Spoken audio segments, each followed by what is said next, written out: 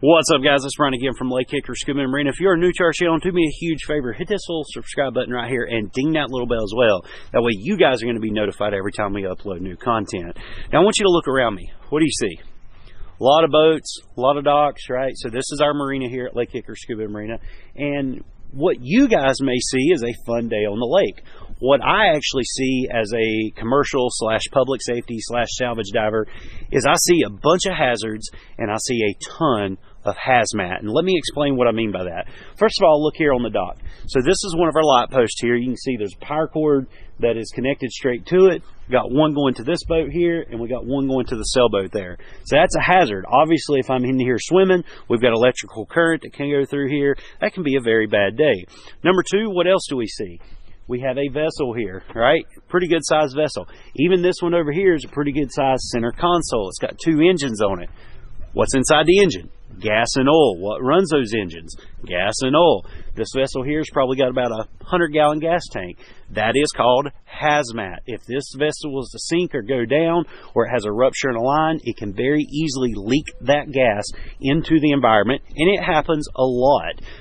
Gas spills on the water happen more frequently than what you might think, especially when the vessels go down. And when those vessels go down, there's 3 things that we really have to focus on. 1, we've got to protect the environment the best we can. Number 2, we've got to protect our equipment the best we can because we've got to take care of it. If we don't take good care of our gear won't take good care of us. And then lastly, we do have to protect ourselves as well when we're in this environment. So in today's video, I'm going to show you how we protect the environment, how we protect our gear, and how we protect ourselves anytime we go out to do, say, commercialized, public safety, or even underwater salvage diving. Alright guys, if you know anything about us, you will know that we do a ton of commercialized diving, both in the public safety side and in, say, the commercial or underwater salvage side. Here we are actually tasked with getting a 28-foot cabin cruiser up out of the water. Where there is a ton of hazmat here. And so what we're going to be focused on, of course, in this video is how do we protect our equipment, how do we protect ourselves, and of course, how do we protect the environment anytime that we do dives like this. And I really hope you guys take away from this the importance of doing things the right way. If you are going to be doing this type of work, I know we actually inspire a lot of you guys to go out and do work like this. Please make sure that you're doing it safely. Please make sure you're obeying all the laws when you do it, and all the federal guidelines, whatever you're required to do in your state. Please make sure that you're doing it safely. Please also make sure you are properly trained and that you are insured to do this. There's a ton of liability, especially if you or someone else gets hurt, or if you damage someone's vessel as you're bringing it up. It can definitely cause trouble. So let's start with how do we actually protect our gear. We're just using a very mild soap solution here to spray our equipment before we get into water. And if you're curious what it is, it's just water and Dawn dish detergent is all it is. We just put it in a spray bottle, we shake it up, and then we spray a very light film all around our equipment. Basically head to toe, we're going to get it completely saturated with it. And all we're doing is creating a very light film so that once we enter the water, any gas and oil that is on the surface of the water would not actually stick to us. So it's a very simple process that you can do, and it will help protect your gear. We are completely encapsulated. We do have dry suits on. We do have full face masks on. We do have hoods and gloves and the whole 9 yards to protect us.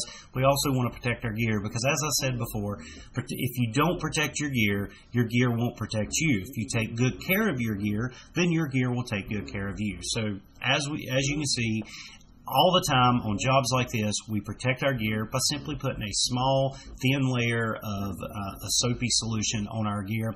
And I know a lot of people's going to say, but that damages the environment. No, it really don't. So this is just what we do to actually protect our gear to make sure that it's going to have a long-lasting lifespan and, of course, protect us as well. Now, the next thing that we're going to talk about, of course, is protecting the environment itself. And anytime you have a sunken vessel, you are going to have gas and oil that leaks up to the surface. And the good news is it's going to stay at the surface. So as you can see, we have these booms that we place a barrier around, or we create a perimeter to where that gas and oil cannot float off. And if you're not familiar with what a boom is, it's just a very absorbent material. I call it an absorbent sock because that's basically what it is. And you can get different types. We actually prefer these right here because we can link them together to create that barrier to collect the gas and oil.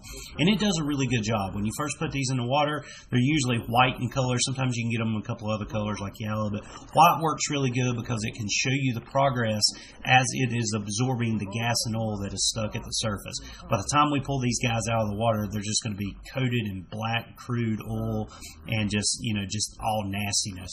So it shows you how well they work. But once again, we're doing this to create a perimeter so that the gas and oil that's leaking up out of the engine compartment of this vessel does not spread throughout the environment. Now, once again, gas and oil spills are very important that we clean up, but the good news is it's going to remain at the surface. They're not going to go down and pollute the environment underneath the water. So we've talked about protecting our gear, we've talked about protecting the environment. Now let's end with how do we protect ourselves when we're in a hazmatic or hazardous situation. The exposure suits that we're wearing, the dry suits that we wear, the full face masks that we wear, the dry gloves, they are designed to completely encapsulate ourselves and to protect us from the environment. Now, cool little fun fact, when we're underwater, we don't really have that much to concern ourselves with other than just say the coldness of the water. However, here at the surface, there is still tons of gas and oil that is leaking up to the surface, and that can stick to our skins. The gas can get on your skin. Your skin's very absorbent. You can take it in. You can get a chemical burn from that, or of course you can breathe it in as well. So anytime we do work like this, we want to make sure that we're wearing the appropriate exposure suits and protection to protect us so that we can continue to do jobs like this. We can continue to be successful, and we can continue to help out people and the environment as well. But in short, we make sure that we wear the right equipment for the type of diving that we're doing. So there you go, guys. That's how we protect the environment, we protect our equipment, and we protect ourselves. Obviously, we want a good, healthy ecosystem here, so we've got a responsibility as normal human beings to protect our environment. We also want to protect our equipment. See, if you take good care of your equipment will take good care of you. And then you want to protect yourself. Guys, I really like being alive. I don't like not being alive. So I want to make sure that I protect myself. I want to enjoy diving, and I want to continue doing what I get to do. So protect the environment, protect your equipment, protect yourself if you're going to be doing any type of work like this. But guys, I really hope you enjoyed this video. I hope you get the message that we're trying to push to you. If you got any questions, comments, or concerns, drop me a comment down below, and we'll have a great, healthy discussion with it. But that's going to do it for today's video, guys. Until our next one, take care, God bless, and I'll see you in the next video.